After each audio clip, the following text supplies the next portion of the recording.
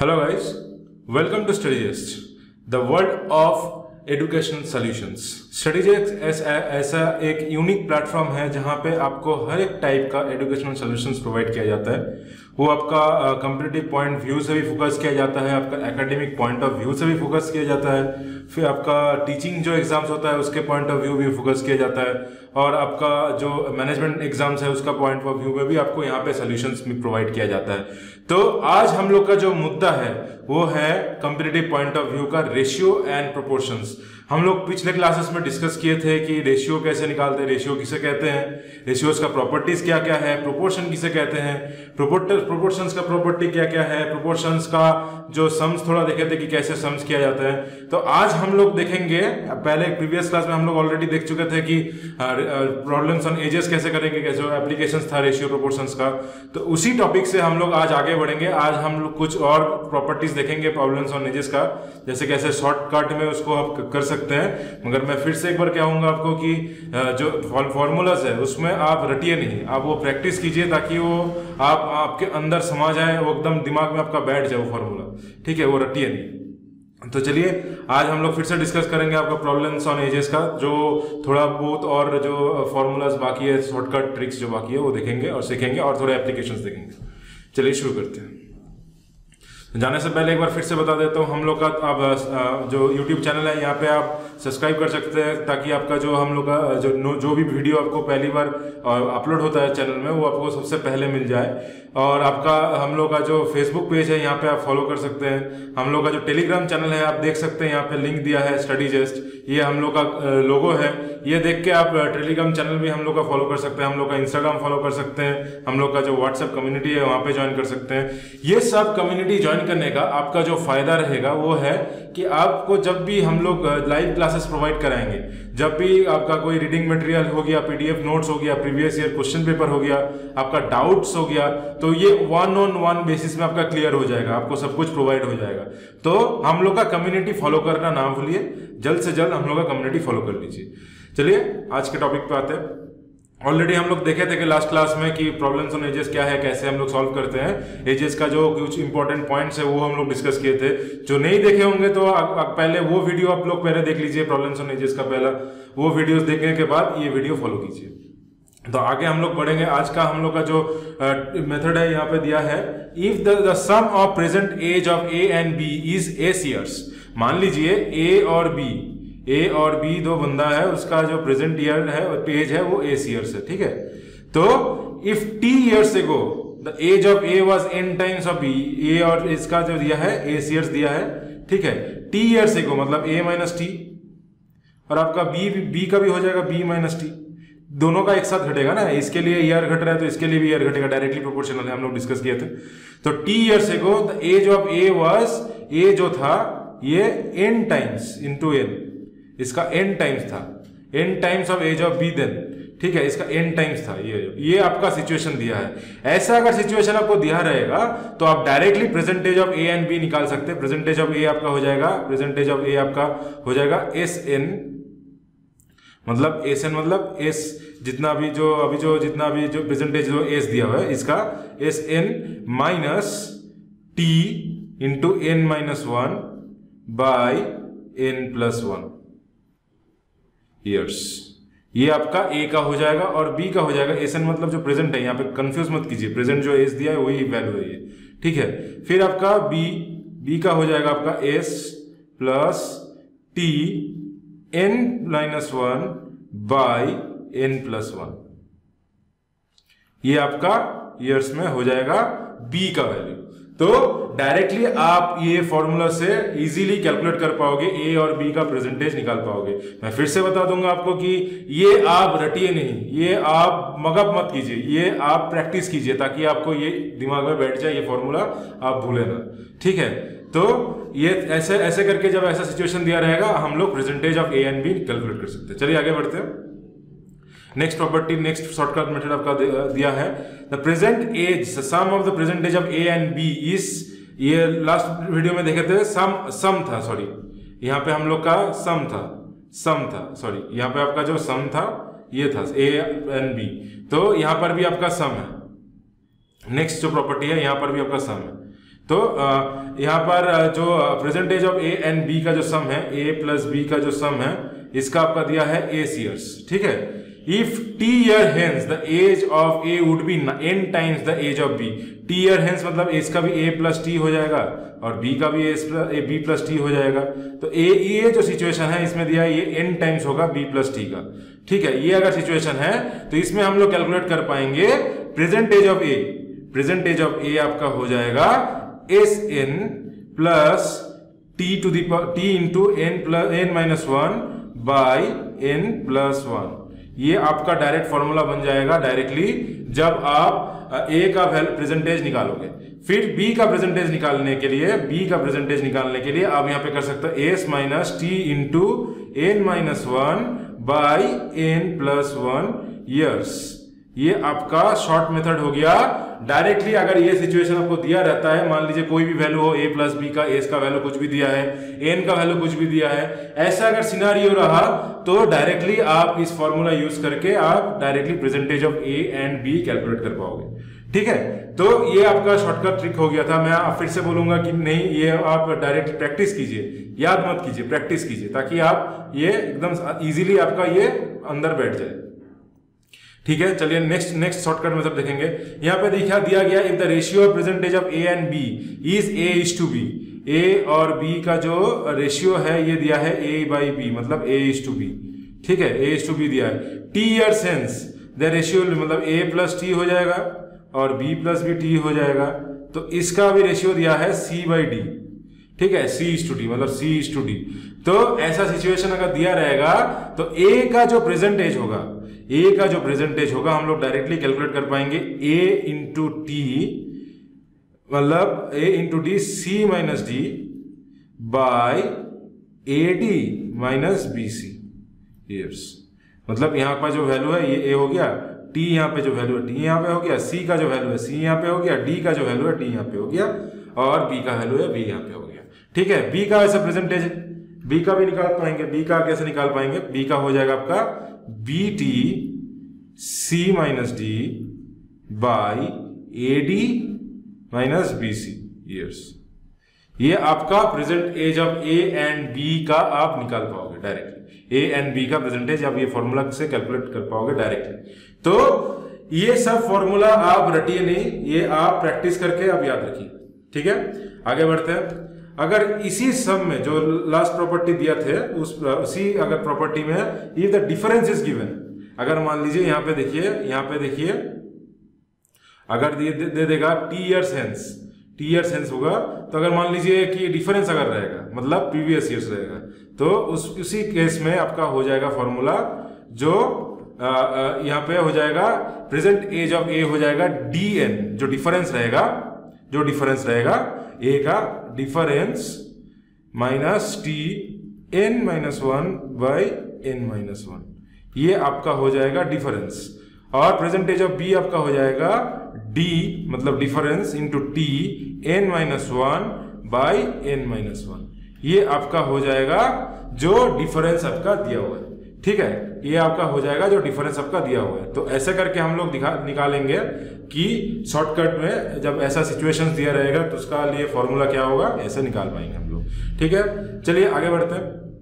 अब हम लोग देखेंगे कुछ एप्लीकेशंस फिर से, जो आपका जो एज का प्रॉब्लम्स और एजेस का जो एप्लीकेशन है वो हम लोग देखेंगे कैसे हम लोग करते हैं। तो यहाँ पे देखिए पहला क्वेश्चन दिया है the ratio between the present age of A and B is 5:3। Present age of A and B is 5:3। मतलब प्रेजेंट एज का जो रेशियो है ए और बी का, इसका आपका प्रेजेंट एज दिया है 5/3। मगर हमको रियल टाइम डेटा चाहिए। ये तो रेशियो सबसे लोएस्ट फॉर्म होता है। रियल टाइम डेटा आपको क्या करना है, यहाँ पे x मान लेना है, तभी ना रियल टाइम आएगा। 5x और 3x, ये आपका मान लीजिए x जितना टाइम होगा वो रियल टाइम डेटा आ जाएगा। तो 5x और 3x मान लेते हैं रियल टाइम डेटा। आप दिया है ratio between the age 4 years एगो, मतलब a का जो एज है 4 साल पहले -4, a का जो एज है 4 years एगो और एगो एंड बी से जब 4 years इज 1:1। मतलब कहने का मतलब है b का जो 4 years आफ्टर है मतलब b + 4, इसका रेशियो हो गया 1/1। तो क्रॉस मल्टीप्लाई कर देंगे तो क्रॉस मल्टीप्लाई करने के बाद आपका यहाँ पे हो जाएगा a minus 4 equal to b plus 4। आप बैठा दीजिए a और b का value 5x minus 4 equal to 3x plus 4। फिर आपका हो जाएगा x को एक तरफ करेंगे तो 2x आ जाएगा और यहाँ पे आ जाएगा 8, x का वैल्यू यहाँ से आपका 4 आ जाएगा। आप बोला है ratio between age after 4 years and B's age after 4 years एगो। तो प्रेजेंट एज आपका a का निकल जाएगा, आपका a का आ जाएगा 5 into 4 मतलब 20, 5 4 20, और b का जो एज है वो निकल जाएगा आपका 3 into 4, 4 3 12 मतलब 12। आप बोला है a का जो एज है आफ्टर 4 years मतलब 20 प्लस 4, और b का जो एज है 4 years एगो माइनस 4 करेंगे तो आपका यहाँ पे हो जाएगा 24 ऊपर में और नीचे में हो जाएगा 8, है ना। अब देखिए 8 3 24, ठीक है 8 3, तो इसका वैल्यू हो जाएगा वो 3:1। तो रेशियो आप अगर ये पूछा गया है a का 4 साल बाद और b का 4 साल पहले का होगा तो इसका रेशियो हो जाएगा 3:1। समझ में आया? आई होप ये सम आपको समझ में आ गया होगा। इसी टाइप का अगर क्वेश्चन आपको एग्जाम में आता है आप वो इजीली कैलकुलेट कर पाओगे, आपका कोई दिक्कत नहीं आने वाली है। आप वो कैलकुलेट करने के बाद इजीली मार्क्स लेके मतलब कॉम्पिटिटिव एग्जाम आप क्रैक कर पाओगे। ठीक है, चलिए आगे बढ़ते हैं, आगे देखते हैं और कुछ एप्लीकेशन इसी टाइप का क्वेश्चंस। ये देखिए फिर से इसी ऐसा टाइप का क्वेश्चन आपको देखने को बहुत बार मिलता है।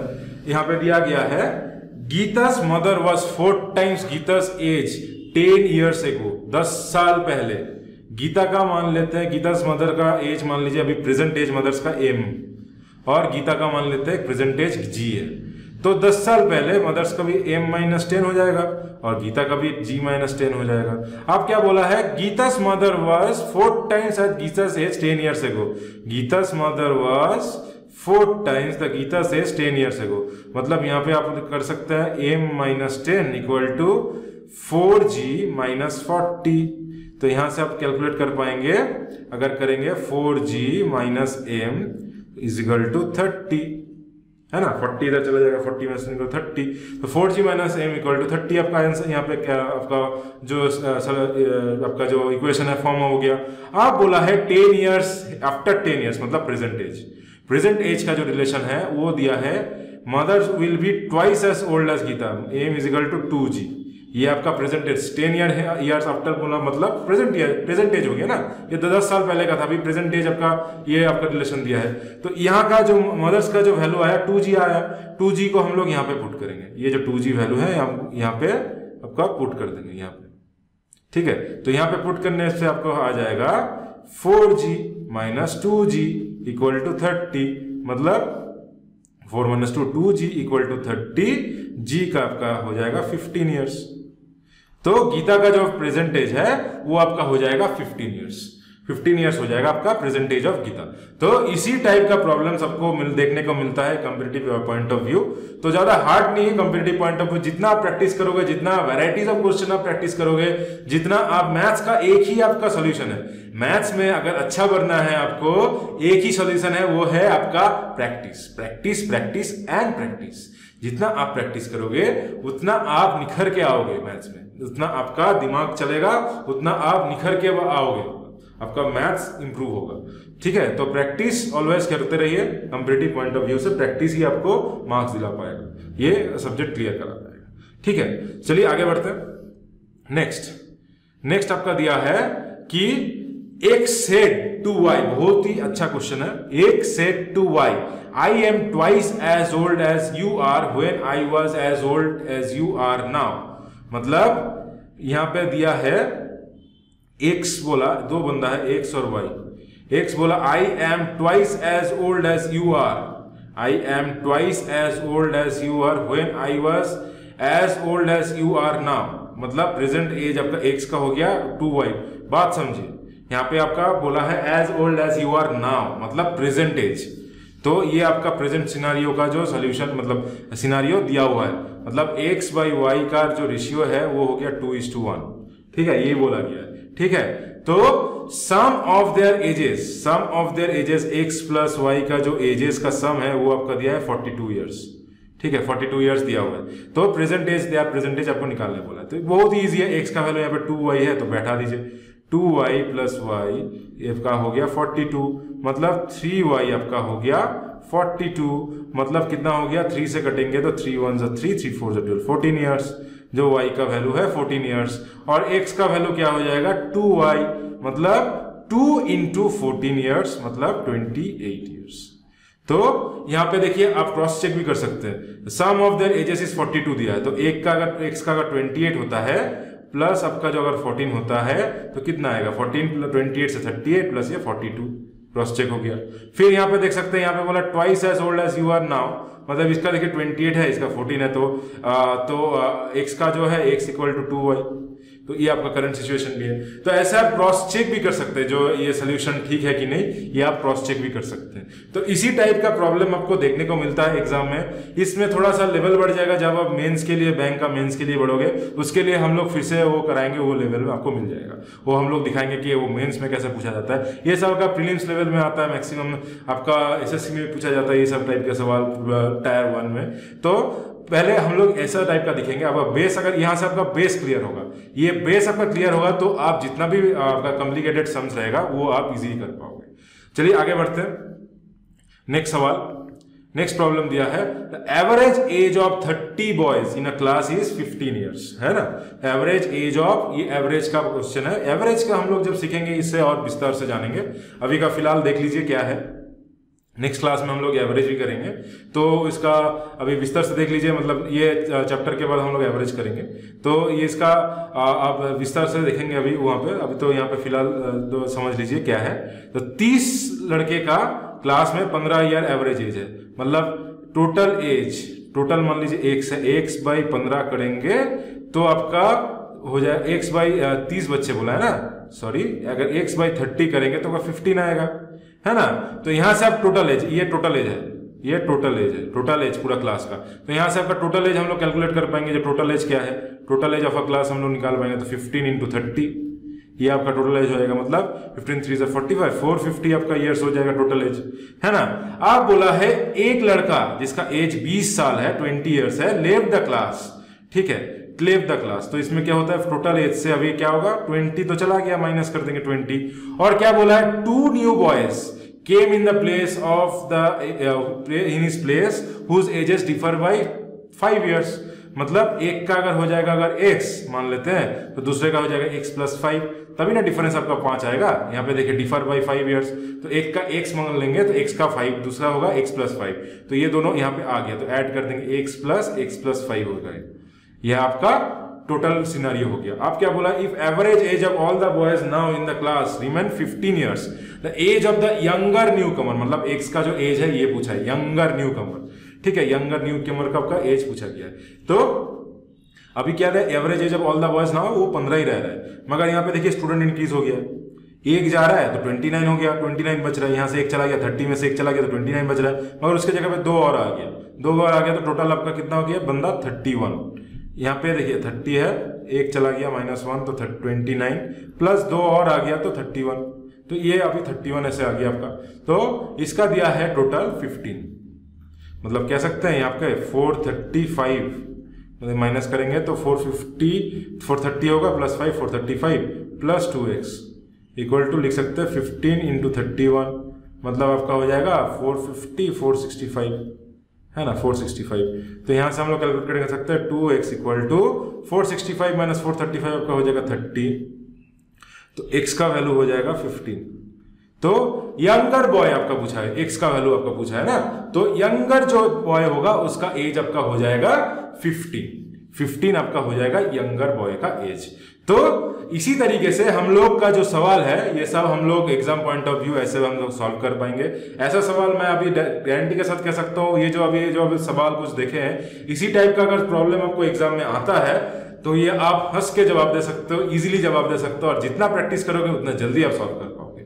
ठीक है, तो अभी हम लोग फिर से देखेंगे ये प्रॉब्लम्स ऑन एजेस में, हम लोग जब करेंगे फिर से एजेस का प्रॉब्लम फिर से देखेंगे वहां पे। ठीक है, तो चलिए आज के लिए था इतना ही, और फिर आपको नेक्स्ट क्लास में हम लोग डिस्कस करेंगे कि आपका जो कुछ और जो प्रॉपर्टीज है नेक्स्ट हम लोग देखेंगे इसका, और एक जो आपका जो एप्लीकेशन है रेशियो प्रोपोर्शन का वो है पार्टनरशिप। पार्टनरशिप में हम लोग कैसे कैसे सॉल्यूशन कर सकते हैं, क्या क्या शॉर्ट ट्रिक्स है उसका, कैसे कैसे सॉल्यूशंस होता है एग्जाम में, कैसे कैसे उसका जो सॉल्यूशन हम लोग कर सकते हैं, कितना फास्ट वो इजीली कर सकते हैं, वो सब सीखेंगे नेक्स्ट क्लास में। चलिए तब तक के लिए शुक्रिया, thank you, and do like, share and subscribe our channel, and don't forget to follow our community on Telegram and also in WhatsApp. चलिए, stay safe, prepare well, and next class तक हम लोग मिलते हैं नेक्स्ट क्लास में। तब तक के लिए गुड बाय।